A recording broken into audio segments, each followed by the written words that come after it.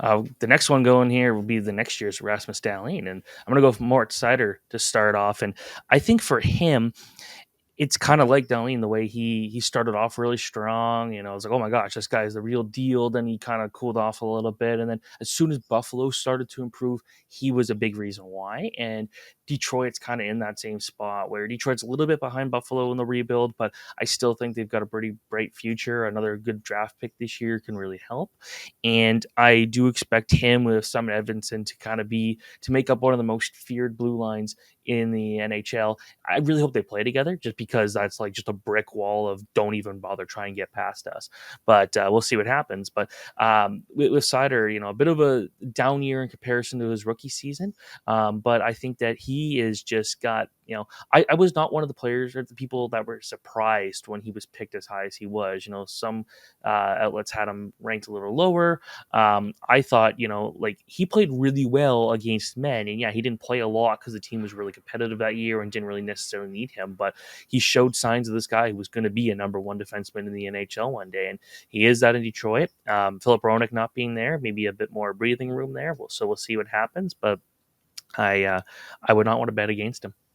Yeah, I like that pick, especially because the heroic factor it got in the way a little bit earlier this season, being right shots. So I think it's a very good call in the breakout. I'm looking at Jacob Chikrin. I've sort of been a ride or die guy for Jacob Chikrin this season in fantasy.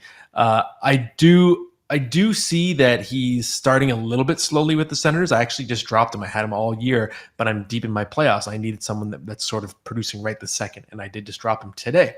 That said, if I'm looking at the potential down the road, I still see a really special skill set, especially from a fantasy perspective, someone who can absolutely fill the stat sheet. He's a high-end source of goals. He shoots the puck a ton for a defenseman, and he's still he's above average, I'd say, in the banger category. So you could get something like a 20-goal, 65-point, 300 shot, 100 hit, 125 blocks kind of season. He's been close to that pace, especially in Arizona before the trade.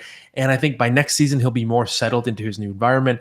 Hopefully he can get through a season healthy without getting banged up. And there are some players that are supposedly injury prone earlier in their careers and they get past it. So maybe that happens. And just the fantasy environment is much friendlier in Ottawa. He's just got a lot of good talent around him. So I'm excited to see what he can do next season. I could see him taking a major leap forward.